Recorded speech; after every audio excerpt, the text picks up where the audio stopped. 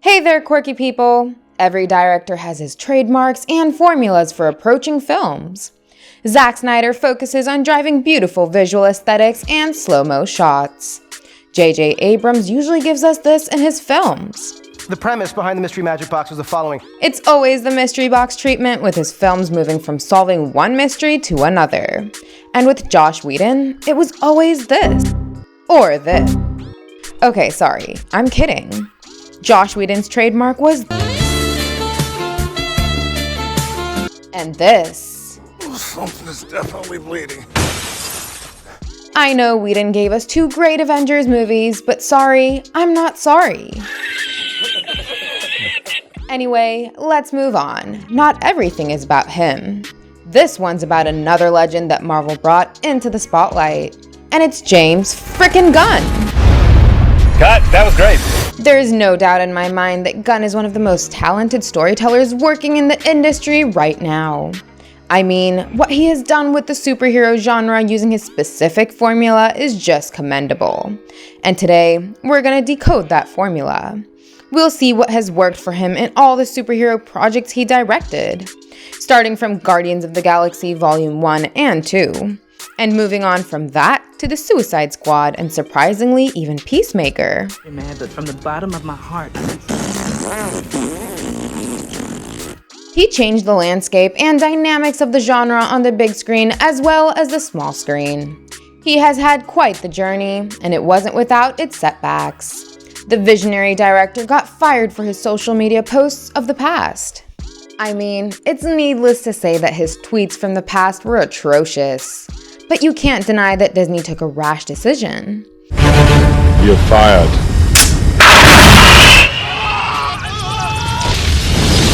And their overnight decision came as an opportunity for Warner Bros. Everyone who has worked with Gunn vouched for him. So before Disney got him back for Volume 3, WB offered him a ton of money to do whatever the he wanted. They offered him Superman, and we're glad that he didn't take it, because we didn't want to see Superman do this. Okay, kidding. I didn't want him to do Superman because he already did Brightburn, and that was dark as It was supposed to be game-changing, but sadly it wasn't. Anyway, I was extremely happy that he got to make the Suicide Squad instead.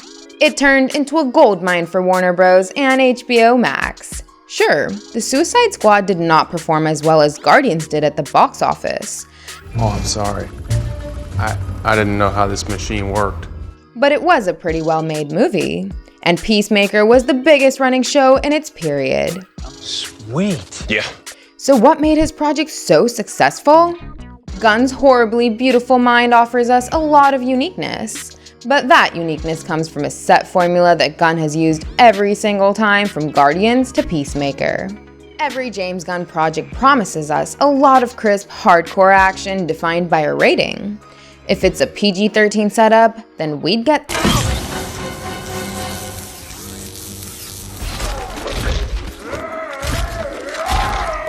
and if it's an R rating, then we'd get Either way, the action is epic, and it's all tied with jokes, music, a lot of emotion, and some great character work. And right now, I'm gonna elaborate all that by showing how James Gunn literally brought Guardians of the Galaxy into the Suicide Squad, and even a solo series like Peacemaker. See? Can you see that? First up, Gunn started off with character work with C-tier characters. When he brought us Guardians of the Galaxy, most of the non-comic book readers had not even heard of them. And then he turned them into a household name. He did the same thing with the Suicide Squad. I mean, most people still won't remember the names since there were so many characters. But my point is that Gunn really scraped the barrel and found DC characters that most people haven't even heard of. He went from Deadshot to Bloodsport and turned him into a total badass. He gave us frickin' Polka Dot Man, who became a superhero. I'm a superhero! And he has turned Peacemaker into someone we've actually started to love. I mean, this is the same guy that killed Rick Flag, and yet we enjoyed a whole series about him. Peacemaker. What a joke. It's crazy the kind of character work Gunn pulls off. He makes us care for people we thought that no one would care about. I mean, did you think you could love these cute animals and plants? Forgot the rep. For the second common ground, I'd say that Gunn began a crazy trend of introducing lovable CGI characters with Rocket and Groot. They actually became our favorite Guardians. Groot was the muscle in the film, and he became the cutest little thing in Volume 2. We're all gonna die. People love Bradley Cooper's Rocket so much that everyone is haunted by the idea of his death in Volume 3. And now, we've got Stud Boy King Shark, who was literally among the top 3 characters of the Suicide Squad. Ratatouille, what do you got? Bird. Now it. Stay off the comm. I legit felt sympathetic for this cutie when he said, I know friends. He was killer, funny, and Gunn made another ingenious move by casting Sly Stallone to voice him. Then finally in Peacemaker, we got the human-hugging Eagly. He's hugging me. This is fucking amazing. This genius man has made us fall in love with a raccoon, a shark, a literal eagle, and an effing tree who speaks just 3 words. I am Groot. I am Groot. I am Groot. And that's not all. We also got Weasel, who was an absolute joke. Don't worry, I haven't forgotten about Sebastian the Rat. He was cool too. And Gunn even made us care about alien butterflies, even though they were about to take over our planet. His writing is pure magic. Now point number 3, James Gunn hits us with a plethora of jokes. She has no idea. If I had a black light, the place would look like a Jackson Pollock painting. You got issues, Quill. For those who don't know, this is a Jackson Pollock painting. So just imagine how Quill must have painted his ship. Then we had Harley Quinn singing. I love the rain. It's like angels are splooching all over us. This crazy guy really loves his jizz jokes. He also loves his penis jokes, his poop jokes. Hey guys, sorry I'm late. Had to go number 2. And he gave us a fart contest in Peacemaker's finale. He keeps hitting us with jokes one after the other. It becomes very overwhelming. You'd agree that some of them don't land, but most of them do. His range of jokes is hilarious as they go from gross to extremely smart. Works, you stupid raccoon. Don't call me a raccoon! I'm sorry. I took it too far. I meant trash panda. Is that better? And some of them are the literal best. Oh, I was just kidding about the leg. I just need these 2 things. What? No, I thought it'd be funny. Was it funny? Apart from the jokes, Gunn's projects are loaded with music and dance numbers.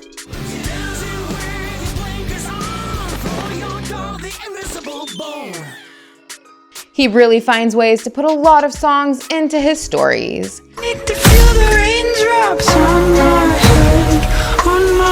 With Guardians, it was Star-Lord's cassette tapes or his Zune. And with Peacemaker, it was his discs and record tracks. What's crazy is that his choice of song additions is always so top-notch.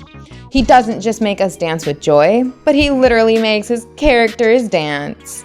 Peter Quill gave us this dance-off in the middle of his final battle. Then we got a dance number from Baby Groot in Volume 2. Polka Dot Man really found his mojo in the Suicide Squad. And if it wasn't enough for you to watch John Cena dance in shorts, then Gunn literally made him sing and dance in his tighty whities.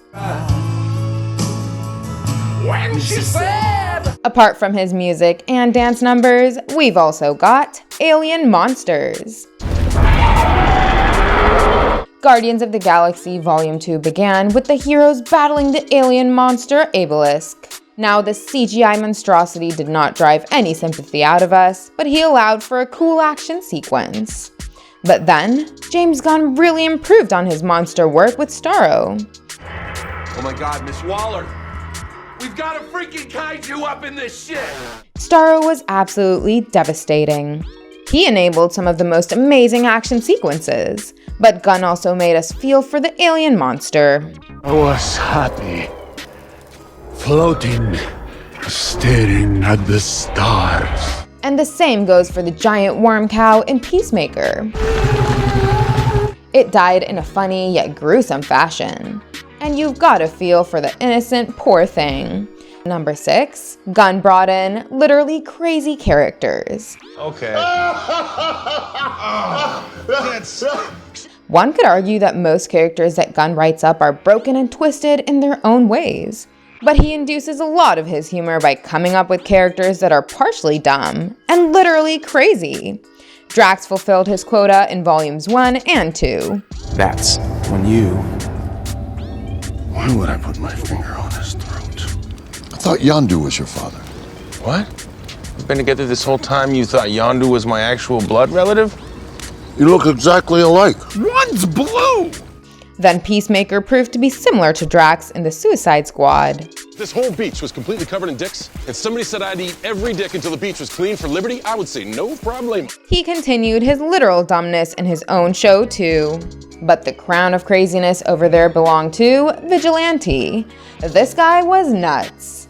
What are you doing? If I keep changing my facial expressions, he won't be able to recognize me in a lineup.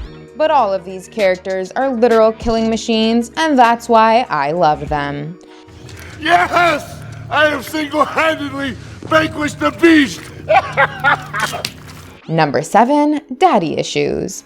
Gunn really evolved his storytelling in Peacemaker, where he also dealt with social issues like racism. But still, the core of his character work and development lies with the protagonist battling their daddy issues. Star-Lord's father proved to be a douchebag on a universal level. Well, of course I have issues! That's my freaking father! Dusters are back up! He literally fought his father and had him killed. But he wasn't the only one with daddy issues. Nebula was totally scarred by Thanos. You see what he has turned me into? You kill him, I will help you destroy 1,000 planets. Gamora was scared of him. Gunn hinted that even Yondu hated his parents. And you could even say that Rocket has unresolved daddy issues, as his creator, the High Evolutionary, didn't give a rat's ass about him. I said shut up! I know them scientists what made you never gave a rat's ass about you. Robert Dubois talking about his wretched father literally put the fear of rats in him. Peacemaker only hinted at his daddy issues in the Suicide Squad, but deeply explored them as a part of his character development in his own series. This Nazi, homophobic, white supremacist wasn't a cosmic level douchebag like Ego or Thanos. But he was even worse than those two. He tormented Chris throughout his life and totally deserved a bullet to his head. James Gunn was able to drive out some real emotion out of us, and Peacemaker with his powerful killing scene.